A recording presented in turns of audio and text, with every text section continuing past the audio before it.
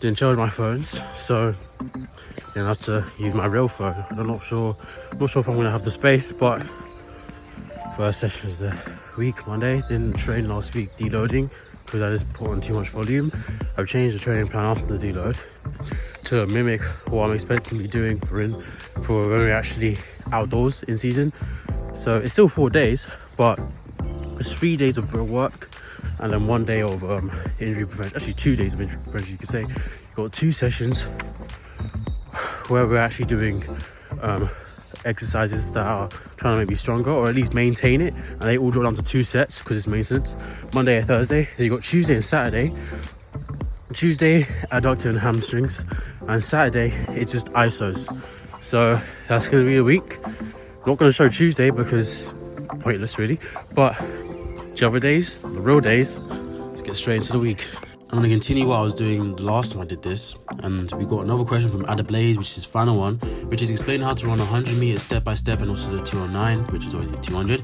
So whether it's the 1 or the 2, you still got the same phases: the block start, drive, transition, top end, and deceleration, or maintenance, or whatever you want to call it. So to run these phases, you want to run them as smooth as possible and start with 1.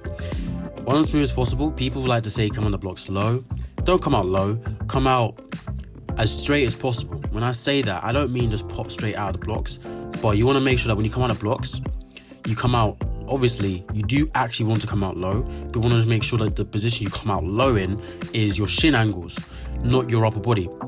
Your upper body wants to be in line with your legs. So if you have low shins or lower shins, but you straighten out your body and you don't look as low as you did before, that's fine, because you're actually producing more force than you would have been just staying hunched over, because that dissipates a lot of the power you're producing and you just feel like you're doing a lot of work, but you're not. Then drive phase, open up the stride, slowly rise up naturally.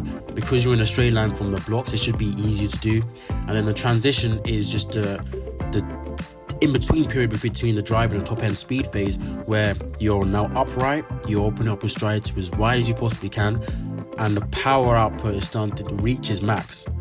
Once it reaches its max, your turnover is going to improve, which is where you're actually in the top end speed phase. And if you're not at your top end, you're close to it, and then you just hold that technique all the way to the finish line. There's nothing to talk about for deceleration, just holding this, because you're not going to be at top end for long. So pretty much the whole thing upright is basically deceleration, you could say. You just hold what you have when you get to the finish line. For the 200, it's a bit different. You want to there's 2 transitions, which is why it's rather interesting, because you transition out of the acceleration phase and then transition from the bend to the straight.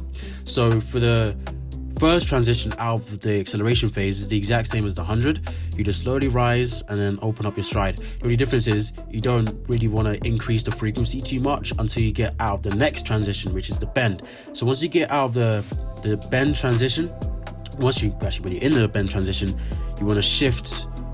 You want to be in the middle of the lane, and as you start to come around in between the 4x1 third leg or anchor leg really handover period, in the final 10 meters is like going to drift to the inside of the lane, and then move your arms so that they're in line with the lane, like straight up like how you would be in 100, and then just make sure your knees are staying up, and then now start to increase the frequency. This is going to take a bit of practice, but as long as you do that and then hold the technique, by the time you get to the finish line, you should be running a fast time, if not a PB.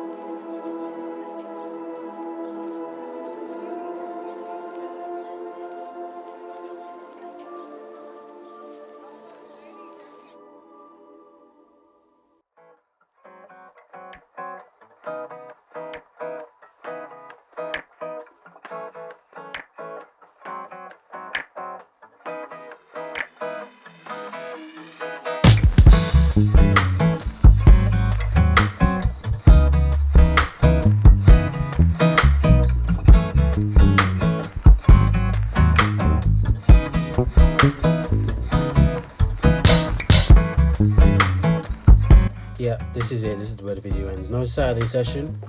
It was because Christabel was racing in 200 at Medway, and I pretty much coached her the entire way for this season. So I wanted to see what she could do. So I didn't end up training. I went to go support. I was supposed to train. I'm not gonna make excuses. I was supposed to train. So I was leaving around 12, slightly before that. And the gym on Saturday opens at 9, but I just couldn't sleep the day before. So I went to bed at 2 on the day, 2 a.m. Then I ended up waking up at like 9ish.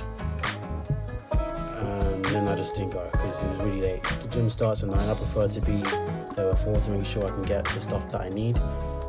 And I was still tired, so I only had 7 hours.